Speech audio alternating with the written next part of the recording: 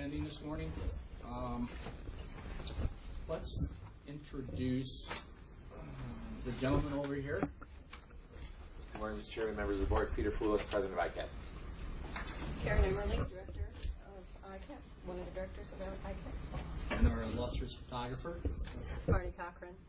And would you three introduce yourself, please? Denise Graves, I'm the Deputy Executive Director of the Appraisal Subcommittee. Vicki Metcalf, Policy Manager in the Appraisal Subcommittee. And Christy Clement, I'm also a Policy Manager for the Appraisal Subcommittee. Thank you. Did any of you two have any comments you want to address the board with? That's smart. Okay. No, it's fine. Okay.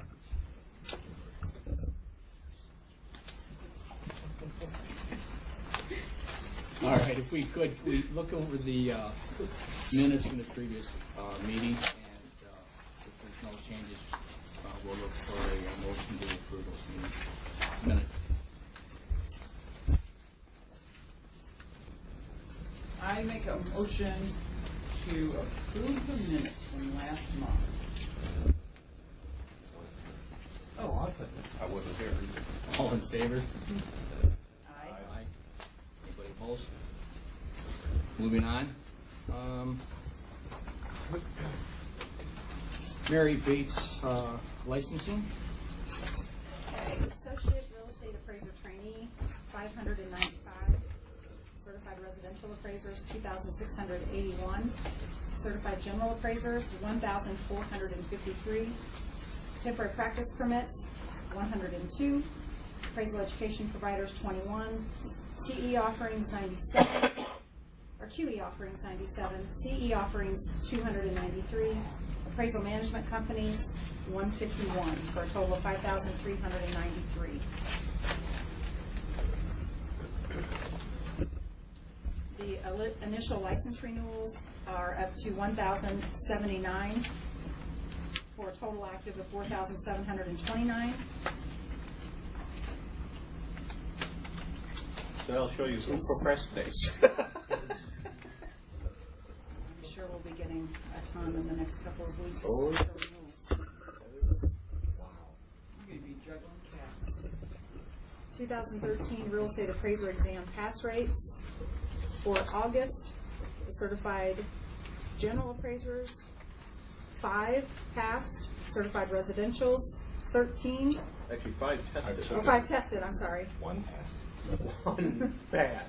13 tested for the certified residential, and 14 tested for the associate appraiser trainee. This is almost a new low, except for May. May was pretty bad, too. But July was stellar.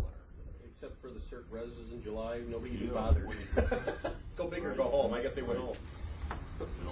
I'm assuming what you have here is you have a number of people who decided not to renew as a trainee and just Reach take for the the stars. test and try to go for that cert res. That's why they doubled to 13. Reach for the stars. And none of that. Investigations. Hector? Yes. Report from investigations. This report was prepared on September 3rd. As of September 3rd, our current caseload is down to 103. That is down from 202 last May. The caseload over a year old is 43, down from 102 from May. New complaints received between August 12th and September 3rd were 10. Cases referred to prosecutions, 13, and a total number of cases closed between August 12th of 13 and September 3rd of 13, 26. That concludes my report. Thank you. Since we started, Mark Thompson had kind of scurried in the back door over there. Scurry. Back door. We got Barb Buffalo, and I assume you're here. Chapter. Tim? Is it possible that we More coffee. And we asked the department if he has a request, but I see that you're also helping us and letting us watch and track the licensees for the AMCs. Will we have the opportunity when we have, has the state determined, in the future when we do investigations, will we also see tracking on investigations as they pertain to AMCs? Yeah, we can. It's just that right now, the only thing I have in the pipeline is a possible cancellation of a bond, and we'll talk about that in 2 seconds. I'm surprised you have any, but yeah, okay, that'd be wonderful. Thank you. Do we want to go on to the administrative report? Seems so Dan's not here, or So we someone can do that. I will do administrative report. We had a few glitches, technical glitches, with our AMC registration physically. Some of these entities that have registered also have DBAs, doing business as, and we're trying to figure out if we could put the DBA actually on the license itself. I think we can. We're figuring that out, I think. We can. We can. So this is a learning curve for us too, because it's a new profession for us. So some companies they're like Russian nesting dolls. They're, big company over here, and then this company over here, this one over here. So we're trying to figure out who exactly they're going to be. Because I get appraisers all the time asking me, is this person really legitimately registered? And I'm like, yeah, they are. Well, that's not the name they're giving us, and so we're trying to figure all that out. Going back to the canceled bond, we got a notice from an insurance company that they were canceling the bond of a particular appraisal management company as of this coming Friday. So as soon as they sent that memo out to me a couple of weeks ago, I sent certified mail to the appraisal management company and an email to the controlling person saying, here's what our law says. You can continue to practice until the 14th. The bond is a condition of registration. Once the bond evaporates, so does your registration. So I saw Mark yesterday, and we were talking about in case they run the shot clock out, and that they're actually not shopping a new bond and they just don't intend to maintain it, mechanically, how do we do this? And I think it comes down to the director has to sign an order on it. So that may be our first, it's not really a discipline, it's just our first switching off. It's kind of like child support on our appraisers. It's like you got to keep the bond going. So, I mean, this we do with the appraisers too. If they don't keep up their child support, they're on refuse to renew. So, yes? Is there a way for them to remedy that, to say, hey, can I come back? Well, if they try to come back, they come back brand new, and they have to pay the fee all over again. They have to get the bond.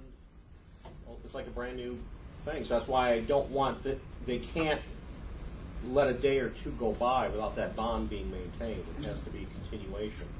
The minute it's done and it's in the law, there's a cancellation of their registration. They're just dead in the water. And does the bond go back to them, or does the bond get absorbed?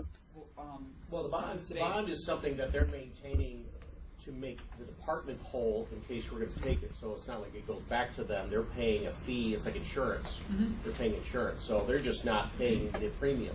Okay. So whose word do you take, for instance, if the bond company is going to come back and say they're reinstated and they're good, or do you go back to the We've management had company? that where the bond company has come back and went, oopsie pudding, it wasn't them, it was us, never mind, and we've taken that. This one I think maybe they may be running it out all the way till Friday, and I got to figure out what we're going to do, because Saturday's the day they have to stop, because no one's going to be here Saturday to see if they've got their new bond ready to go. So I'll try to contact the controlling person probably tomorrow or Friday and go, look, clock's running, what are you guys going to do? Yes? Whose responsibility would it be then to keep an eye on all the other AMCs to see if their bonds ever expired during a licensed term? Well, the bonding agents usually submit stuff right to us and say, we're not covering them anymore. So it's not like they can sneak them past the goalie. Well, that's good. Okay. So they're contacting us because they're naming us as the person who's going to benefit from the bond. So they're quick to tell us, we're not paying you. That's a good thing. Yeah. The other thing was, well, of course, August 30th was that Friday was the day that AMC's the existing AMCs had to be registered. I was starting to get panic calls from a few that were in the pipeline. So I quickly put up, in your packets, I quickly put up a letter that's on the website. It was an AMC alert that was both on the AMC portion and the appraiser portion, so we keep everybody working. At the time on Friday, on the 30th, we had 9 AMCs in the application process. I actually gave them the act, as it says, if an application is received during the 180-day period, the person may continue to practice until the department acts to grant or deny. So a lot of these were in the pipeline for various reasons. So what I did is I wanted to make sure these companies weren't dead in the water for no apparent reason other than it's in the pipeline. So I put this memo out. And we do have guests. We have the secretary and the director. I will pause in my report for them. Good morning, everybody. Morning. Thank you for being here this morning. For those of you who I don't know or haven't had the opportunity to meet formally yet, my name is Manny Flores, and I'm the acting secretary of the Department of Financial and Professional Regulation. And I know that we have some other guests here as well, so I want to welcome members of the ASC. But really, I'm here to thank all of you for your participation and your dedication and your service. As many of you know, and it need not be said, but I'm going to reference it. We've had a number of challenges, like many other jurisdictions and other units of government. But through your help and your expertise and your commitment, I think we've made tremendous progress. I'm very sanguine and optimistic about the way things are headed in our agency and the professions and industries we regulate. But we could not do it alone. Your participation and your partnership is critical to our success. So again, I'm here to say thank you, and I look forward to continuing to work with you. Director Stewart? I just covered everything the Secretary just said, including the use of the word sanguine. I love that. Well done. That's going to make it into the minute. That's right. I think that is specific. But I'd like to, I've said it before several times, but I do appreciate the work the board members do. Board members are uncompensated. It's real work. It takes real time, real commitment.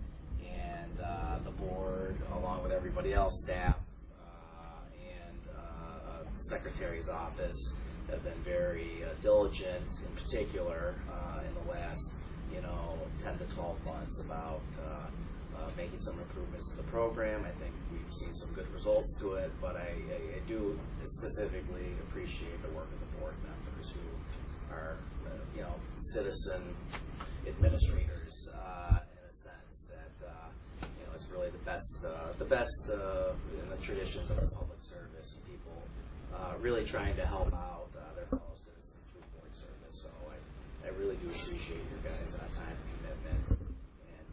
With that, I will finish and let you guys get back to your public business. Thank you. Thank you. Thank you, Thank you very much. Alrighty, so we had the 9 entities on the letterhead, so 2 of them already, 2 or 3 of them I think have already been issued. So as they're all issued, I'll remove the alert for everybody, but we'll wait until they're all issued. Last thing was I went to Phoenix. Actually, one more thing. Rockford, my trainee upgrade clinic for Rockford is set to go for next Friday. We are sold out at 25. Yeah, that's great. What I did is I went through ILS and I pulled up 7 or 8 counties around Rockford, and I individually emailed trainees and said, this is an opportunity, here's how you reach out. I did give them their email addresses to the chapter. That's what we do. So I did the commercial myself. So I think that helped fill it up. Because There was a free drawing that you had. yeah, free drawing. Yeah. So anyway, Phoenix, I went to. Wait. Oh yeah. Do you want board members to attend, or do you?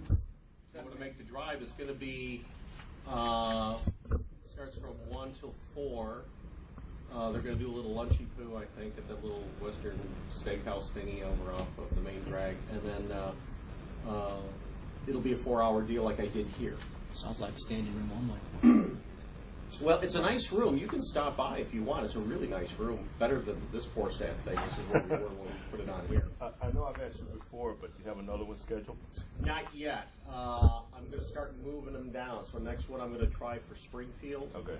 And then eventually I need to get down near Alton and see if Beth can set us up for something down by Alton. I'm going to try and make the swing. And I'm going to try and get Joel Ward, who's our pending board member in waiting, to put something on in Champaign.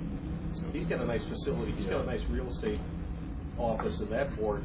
I got 2 trainees waiting. So we're going to try and move this around. And this is, you saw our numbers on the trainees. We got almost 600. I'm expecting the last 2 renewals, we've lost 40% every renewal.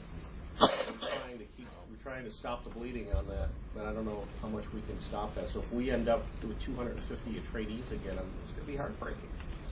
By the way, I just want to say the newsletter was great. It was very informative. I sent it out to the trainees. It answered a lot of their questions. Excellent. Phoenix, I was in Phoenix for the supervisor trainee clinic that the Arizona board put on. I wanted to see how they were hitting all the highlights with the AQB requirements. Dennis Badger from Kentucky, who's on the standards board, he put the class on. He was so shagged out the night before. He couldn't even go to dinner with us the night before because he had to study up to put on their rules and regs. There was a Kentucky former investigator putting on their rules and regs for Arizona. There's about 400 people in the room. They put it on for free and gave them CE, which is sweet. And they needed it badly. And a lot of people were quiet while Dennis was flipping through their rules and regs. For the first time, these appraisers had actually opened up their own acts and rules and started reading them. And so questions came from the audience about, what does this mean? What's that? So I'm starting to figure out what we're going to do with this particular class. I think we're going to do it a little bit differently and spend more time on supervisor training aspects. So that's all I have. Except for waiver evaluations, we want to wait for that? It's new business. Question on the, how long did the Arizona meeting go? The presentation? It went from 8 o'clock till 4. Yeah. It's a big day. Okay, thank you. That's all I have. Before we move into old business, could I ask the ASC, the board, as I alluded to earlier, had chipped in and did a lot as far as the probable cause and influence, et cetera. Can we kind of get an update or a status? Is that possible? Sure. I was planning on doing that. Whether I let you or not? First of all, I mean, and mainly just to commend, everyone, the board members, the secretary, the division director, the staff, Mike. I mean, it's, wow, you guys have really done a lot. And the probable cause committee, just as one example, the policies and procedures that have been drafted, the reorganization of staff and the hiring of new staff. And as you know, we are here this week conducting a compliance review. The last one was in November of 2011.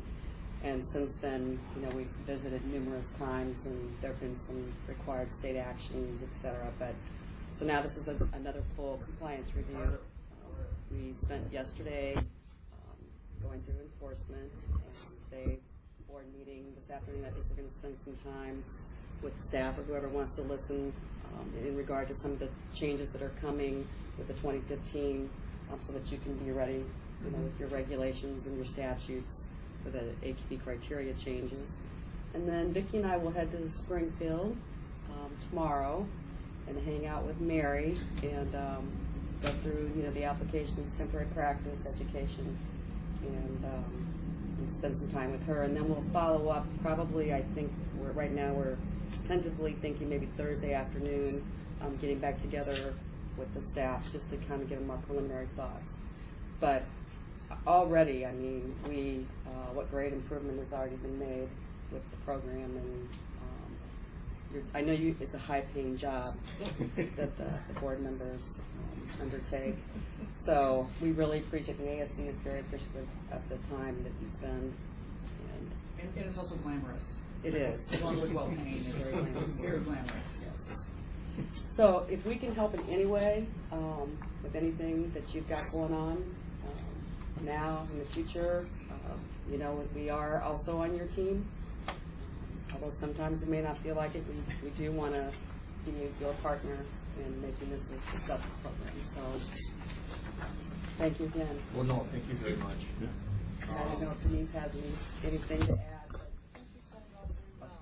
We do appreciate everyone coming together in this partnership, because it really is a partnership with all of you and with us.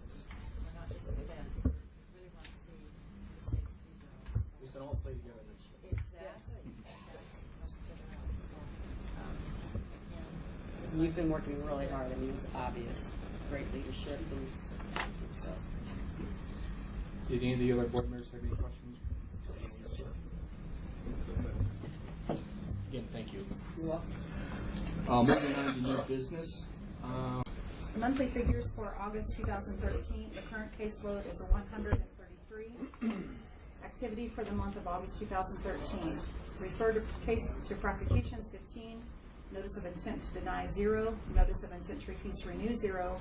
Notice of preliminary hearing 4. Formal complaint preliminary hearing set is 1. Formal complaints 0. Filed response reply filed 0. Motion filed 0. Formal hearings are set for 4.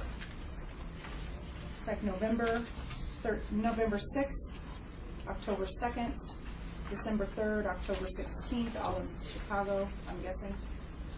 Yep. Refer order to Director from Prosecutions 4. Closed case at Prosecution 16. Order signed by the Director 2. Informal conferences held 9. Okay, so the Starkman file, the Starkman case, which was on the 18th, has now been switched over to December 3rd. Yep. It looks like.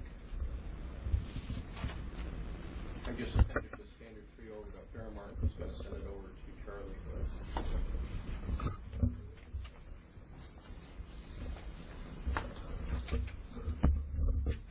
Any other questions on the prosecution report? Moving on to new business, waiver evaluation. Is the waiver evaluation actual law in here at all? All right, well, doesn't matter. If you saw the waiver evaluation change in the act, IDOT was doing this to try to avoid paying for a review, which is expensive. So apparently there's an agreement with ICAP. And you want to take that as far as what the agreement was, as far as? Yeah, initially ICAP was trying to rescind the exemption that IDOT currently has, where that waiver evaluations can be done by employees. And unsuccessful with that. So it was negotiated that an employee could do waivers, do the evaluations. They needed 2 years of field experience. They needed 45 hours of education in the appraisal field. And then it had to be signed off by the PE, the professional engineer. And Brian mentioned it earlier, one of the reasons IDOT opposed the appraisal part of it so much was because if the product is labeled an appraisal, then IDOT has to have a review done on it. That means another step that's going to cost. So they purposely come out and didn't label it an appraisal when in fact actually it really was. So they came out and they were saying that licensed certified appraisers cannot do waivers, which was my opinion, which is incorrect. We don't regulate the product. We just make sure that the certified appraiser that is doing this product makes sure that it's USPAP compliant. So IDOT was saying appraisers can't do it, and we're saying yes, they can. Well, now then, and I think Brian will pick this back up, now they think that certified appraisers can do the waivers as the form stands without adding any additional product to make it use PAP compliant. That's what they correct? think. And I got an email this morning from Mike Elder, who's from their chief appraiser now, and he's like, well, can certified appraisers do that?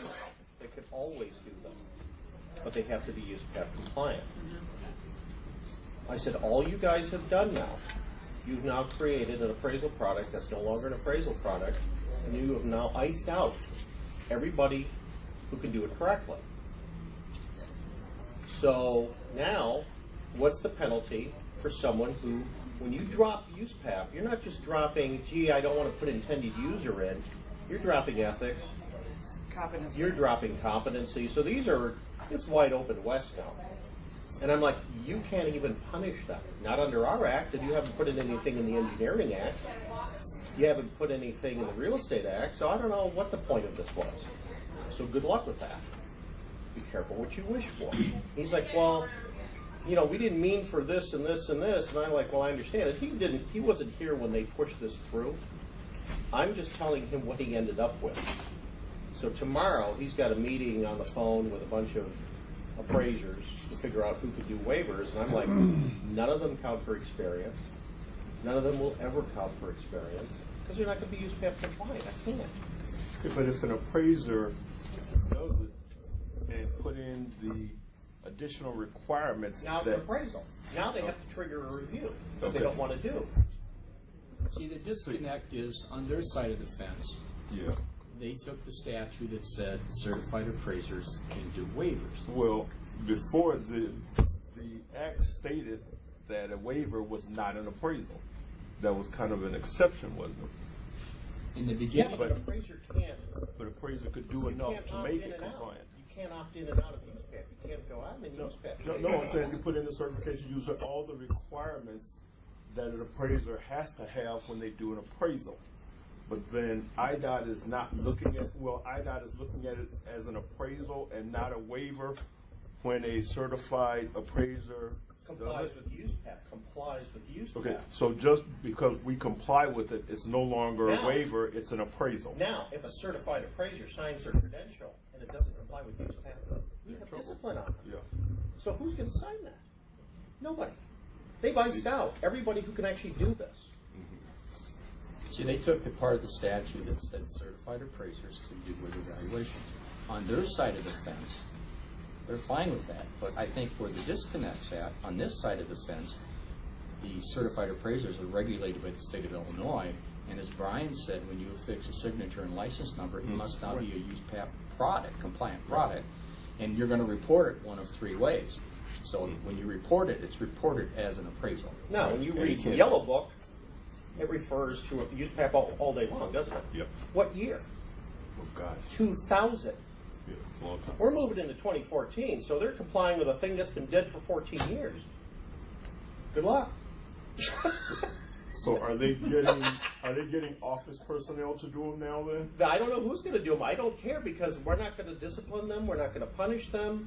I don't have to worry about it. This is on IDAT's thing. If they get a colossally fraudulent waiver, I don't know what they're going to do about it. There's really nothing. It'll be like, well, it's not an appraisal. It's not our problem. This is your problem. Do you think it was their intent that they wanted us to try to help them discipline this non? No, they just wanted to have what they wanted to have their cake and eat it too. Right, So they now want they it got done, it. they want it done cheap. That's not a problem. That's the bottom line, they want it done cheap. They want it cheap. They want to blow off the review. So now you've done that. Right. Now the only people who can do your work are people that know how to do your work. Who do what? They're going to have professional engineers sign off on these. What is an engineer now? They actually had a meeting recently where an engineer said, "Oh, I could do a better appraisal than any appraiser." And blah, blah, blah. Oh, when they were doing that cost thing, kind of nailed them on. So good luck. So if there is a complaint about, from a property owner that somebody's done a waiver evaluation, they don't like it, then they have to go back through the whole appraisal process anyway, wouldn't they? Well, here's the thing. IDOT said, well, in case a homeowner or a property owner doesn't like it, we'll go get an appraisal. I go, yeah, but it's a discoverable document. You have this thing The other thing, yep. that's still out there, and you don't throw it away. It's still out there. So why don't they get You now it have an right the appraisal first- and this thing out there. that you'll have to answer for in court. You guys are going to lose. Sorry. Do it right the first time and be done. Oh, well, whatever. Okay? So that's your update. I'm not gonna touch them. Can't. Then the Arizona Supervisor report, Yep, we did that. did that. Okay.